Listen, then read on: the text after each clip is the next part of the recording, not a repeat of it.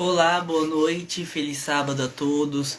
Que a graça e a paz de Jesus Cristo esteja com você, que a sua família. É um prazer estar aqui junto com você nessa sexta-feira, falando do amor de Cristo, falando da vida de Jesus Cristo, porque Ele que veio a este mundo cheio de pecado para dar a vida por mim e por você. Também quero aqui dar as boas-vindas aos nossos amigos que acabaram de entrar, o Flávio, o Laelso. Seja muito bem-vindo aqui à live. Que Deus possa abençoá-los. A nossa amiga Maria Evanda, que acabou de entrar, seja muito bem-vindo. Feliz sábado. Hoje com um tema maravilhoso, amigo. Nascido em um estábulo. Nascido em uma manjedoura, né? Que a gente vai falar. E também a gente tá numa série aqui no canal que iniciou sexta-feira passada, dia 30 de abril. Hoje já é o segundo dia da série, então, segundo tema. Se você não assistiu o vídeo, tá aqui salvo no Instagram, tá lá no meu canal no YouTube também. E eu quero também, antes de iniciar, quero dizer pra você como foi a sua semana, como que você está, se tá tudo bem. Se não tiver, fique tranquilo, entregue os teus problemas a Jesus, confia nele e o mais ele vai fazer. A gente deve entregar o controle da nossa vida a Jesus. Não é fácil às vezes entregar, não é fácil às vezes confiar, mas devemos entregar tudo na mão de Jesus e ele vai guiar. Tem uns salmos também que eu gosto muito, que tá lá em Salmos 91, que diz assim: Jesus é a nossa fortaleza e nosso refúgio. 1000 pode cair ao teu lado, 10.000 à minha direita, mas eu e você não seremos atingidos, porque Jesus, ele vai nos proteger, né? Então, quinta-feira pra cá já caiu a temperatura. Pra quem é daqui de Cuiabá sabe que os cuiabanos, né, quando a temperatura cai, já vai tudo de agasalho, porque não é acostumado, né, com frio. Mas vamos lá, feche seus olhos agora, vamos curvar nossa fronte para falar com Deus. Oremos. Senhor Deus Todo-Poderoso, obrigado, Pai, por mais um dia com vida, com saúde. Obrigado por esse tempo também, Senhor, que tá friozinho, que o Senhor nos concedeu. Esse frio, este tempinho de mais frio. Também, Senhor, esteja com cada amigo meu internauta conectado nessa live, que eles possam aprender um pouco sobre o Teu amor, sobre a Tua palavra, sobre a Tua pessoa, Pai. Me dê sabedoria para falar do tema agora, e que a gente possa entender e compreender a mensagem dessa noite. É o que eu te peço, em nome de Jesus, amém. Amém. Querido, querida, se você ainda não compartilhou, não curtiu essa live, peço que você curta, compartilhe essa live para mais e mais pessoas, para mais pessoas saberem da mensagem, mais pessoas saberem do amor de Jesus. Isso é fundamental, a gente está pregando o evangelho junto. Então vamos lá. Semana passada eu abordei o tema de Cristo antes de vir à Terra.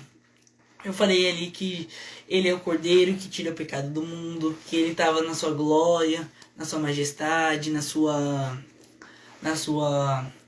seu trono, junto ali com os seus anjos. E Cristo, ele revelou o seu misterioso plano oculto, que era o plano da salvação, um plano de redimir a raça caída. Esse plano, como eu falei no sermão passado, não foi elaborado após a queda do homem, mas muito antes do homem ser criado. Jesus já apresentou, como eu havia dito. E lá em João, como eu falei, lá em João capítulo 1, verso 29, diz assim: eis o Cordeiro do mundo, eis o Cordeiro que tira o pecado do mundo, né? Esse Cordeiro é Jesus Cristo. Ele veio com a sua majestade. Eu falei que ele vinha. E agora a gente vai ver sobre o nascimento de Jesus, sobre a vida de Jesus, o nascimento, né? Ali onde que ele nasceu, qual cidade, tudo a gente vai descobrir aqui, ó, nas Sagradas Escrituras. né, na Bíblia Sagrada. Então peço a você que abra a Bíblia em Lucas capítulo 2. Lucas capítulo 2. Lucas capítulo 2, versículo de 1 a 9, de 1 a 7, por enquanto. Mas antes da gente ler os versículos, eu gostaria de ler um artigo deste livro aqui, ó, O Libertador, que é de Ellen White, que é uma versão mais condensada, uma versão na linguagem de hoje, para o século XXI. Mas o livro em si é o desejado de todas as nações. Então, peço a você, se você tiver este livro aqui, leia, que é um livro sensacional, um livro fantástico. E tem várias passagens, citações de Ellen White maravilhosas. Quero iniciar com essa citação de Ellen White, que diz assim: para revestir da humanidade, o Rei da Glória se humilhou muito. Ele ocultou sua glória, evitando qualquer ostentação. Jesus não queria que nenhuma atração da natureza terrestre trouxesse pessoas para o seu lado. Unicamente a beleza da verdade celestial devia atrair os que seguiam. Ele queria que ele o aceitasse por aquilo que a palavra de Deus dizia sobre ele. Amigo, que interessante. O Rei da Glória, como eu falei, o Rei da Glória, o Rei dos Reis, o Senhor do Senhor, a majestade de Cristo desceu e ele teve que se humilhar. Ele se humilhou muito, ele desceu aqui na terra, ele se fez carne, o verbo se fez carne, habitou entre nós, vimos a glória unigênita do Pai.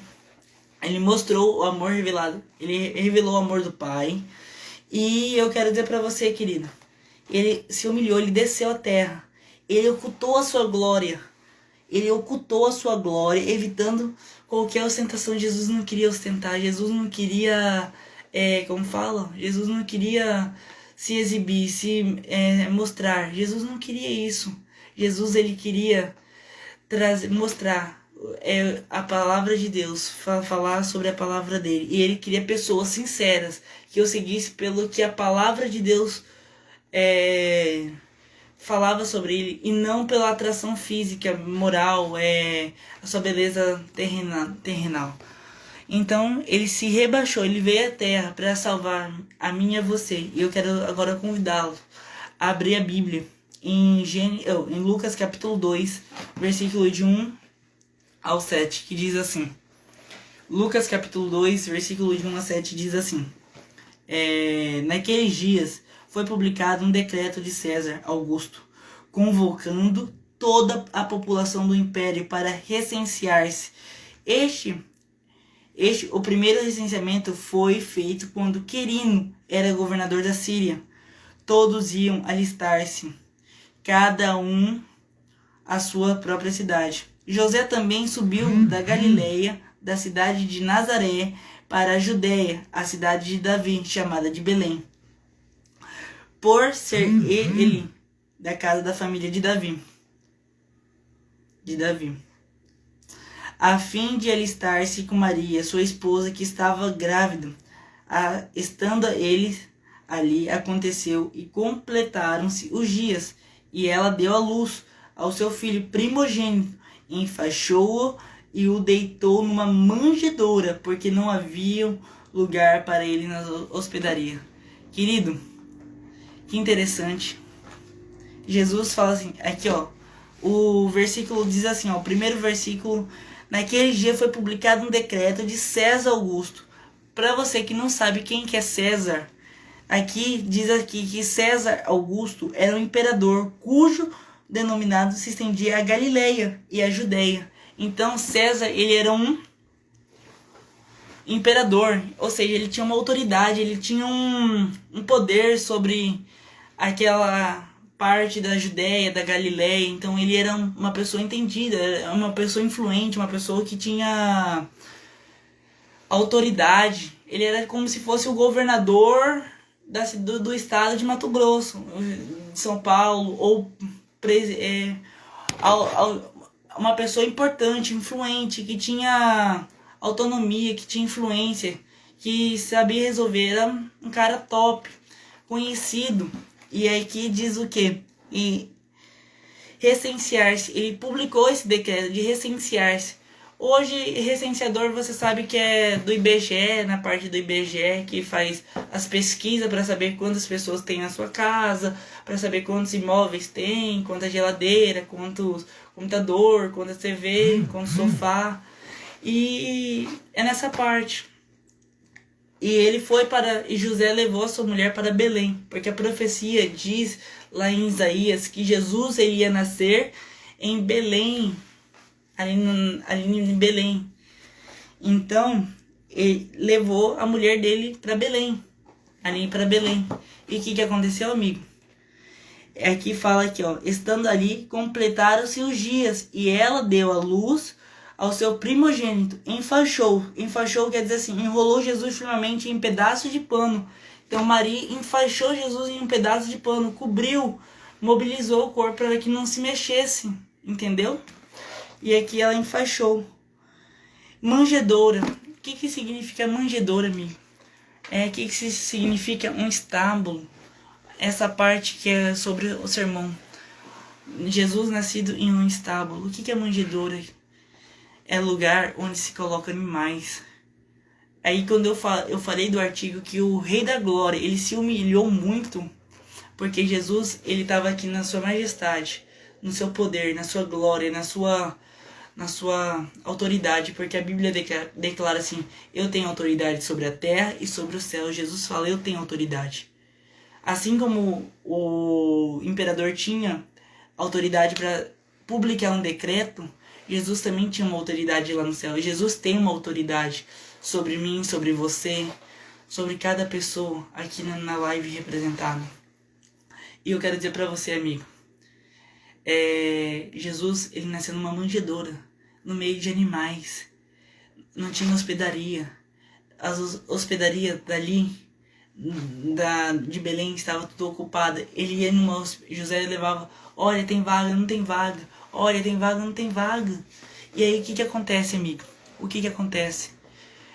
Se não tem vaga, um dos donos da hospedaria falou, ó, tem um lugar ali na manjedoura, ali no estábulo, onde ficam os animais, onde que guarda os animais. E aqui na minha versão diz assim, ó, local para alimentar os animais, locais de alimentar, onde alimentava os animais, onde que guardava os animais. Ali que Jesus nasceu, sozinho, só ele e o Pai, num lugar solitário, num lugar humilde, num lugar... Não vou falar que é humilhante, porque eu não vejo como humilhação, mas Ellen White declara que o Rei da Glória teve que se humilhar.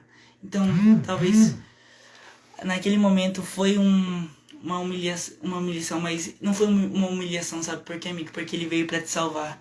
Ele saiu da posição que ele estava lá no céu, Jesus, que era na sua majestade, na sua glória, no seu poder. Ele desceu a este mundo cheio de pecados, cheio de injustiça, cheio de falhas, cheio de imperfeições. Ele se tornou humano, igual a mim, igual a você, amigo.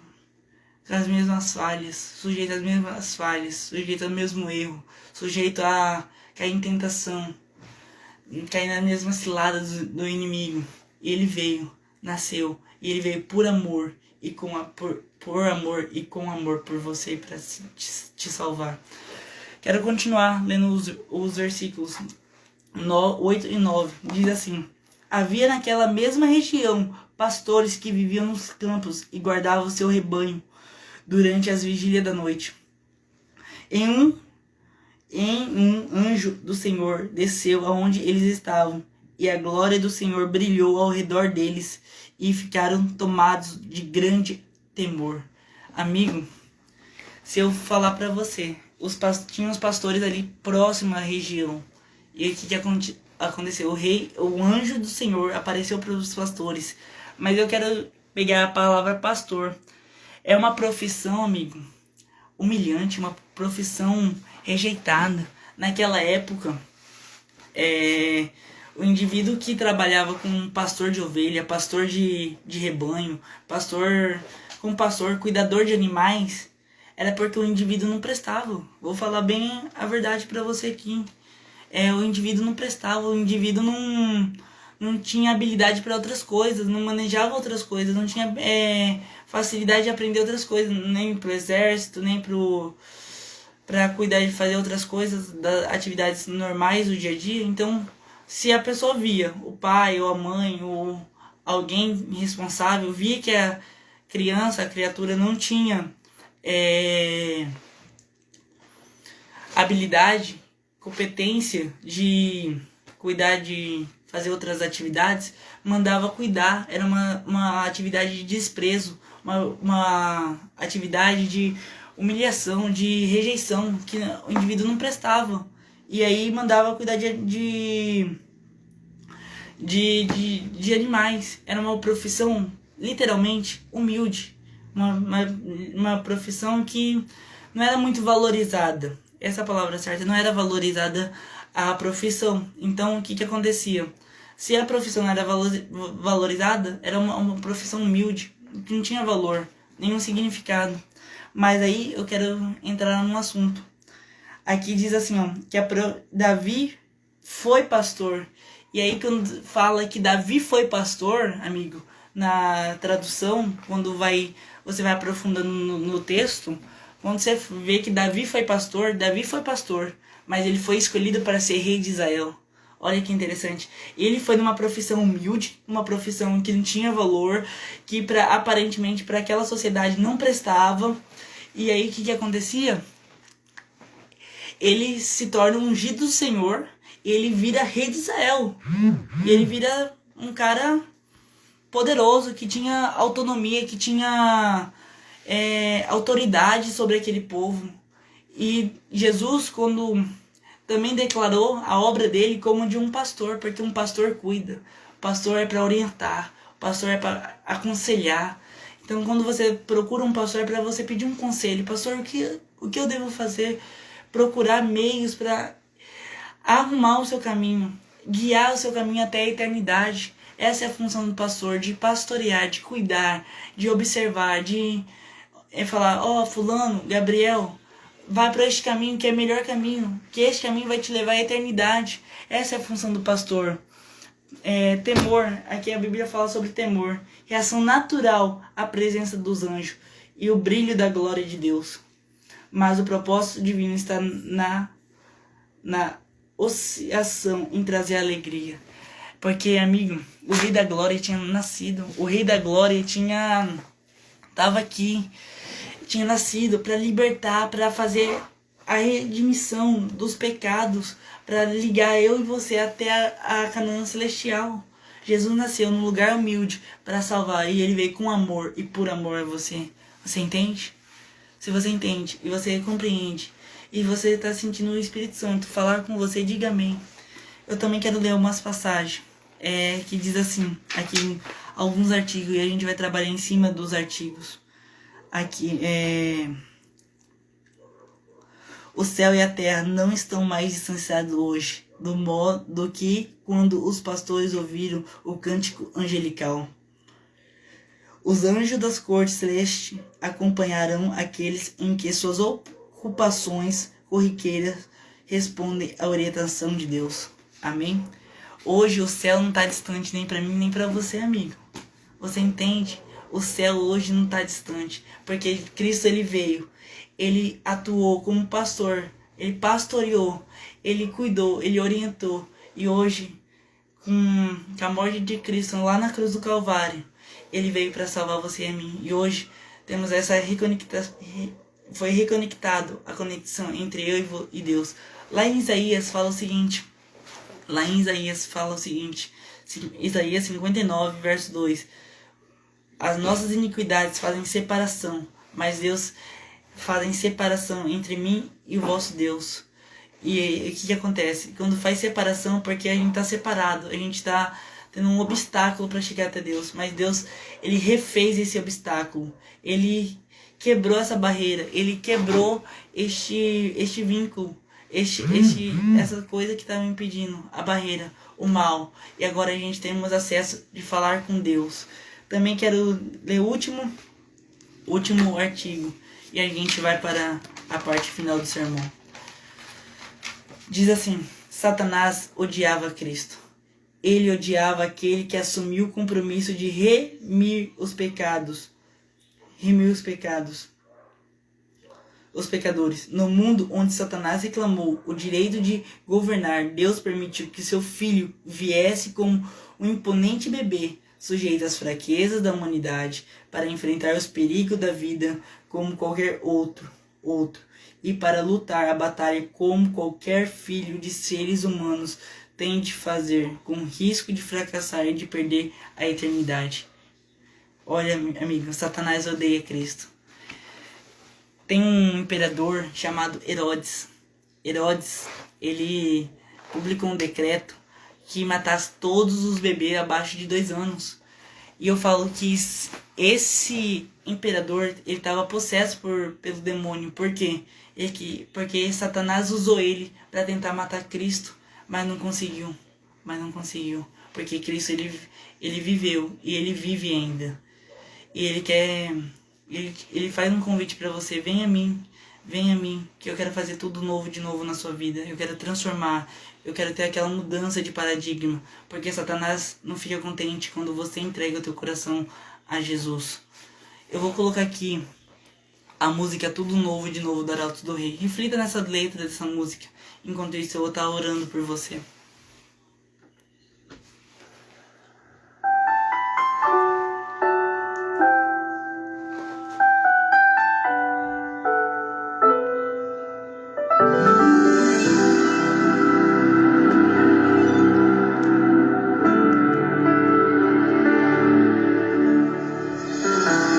Você tentou e não conseguiu.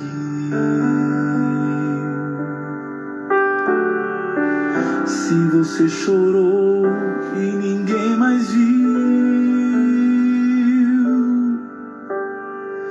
Se você gritou em meio à aflição. Se não encontrou quem lhe estendesse a mão. Saiba, Deus tudo viu.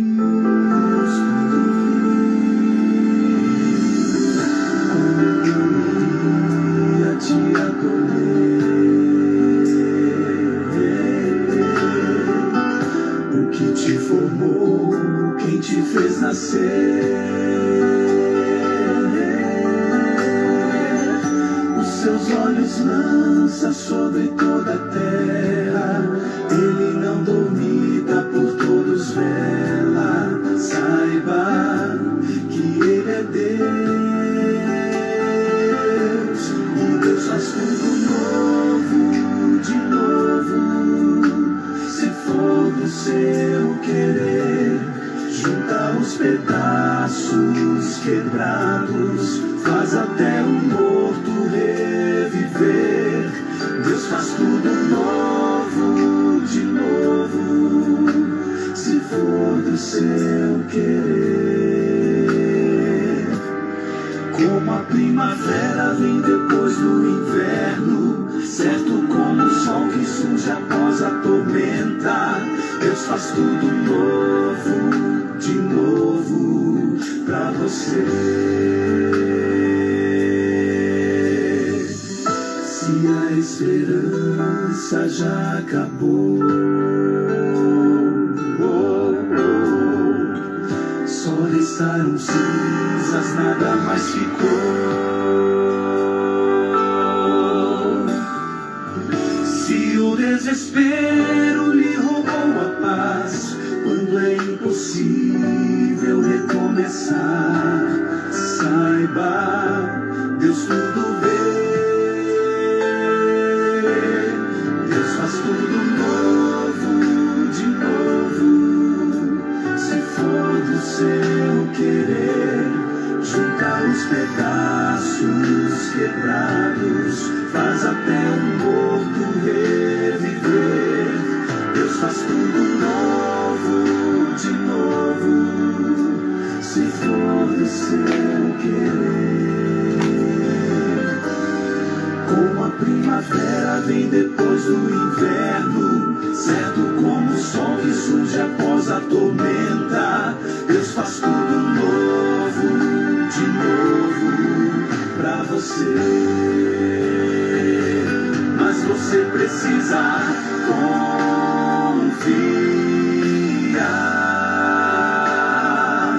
nas promessas que esse Deus lhe dá, e pela fé as lutas passarão, melhores dias se virão. À frente, é só confiar, é só confiar. Deus faz tudo novo, de novo.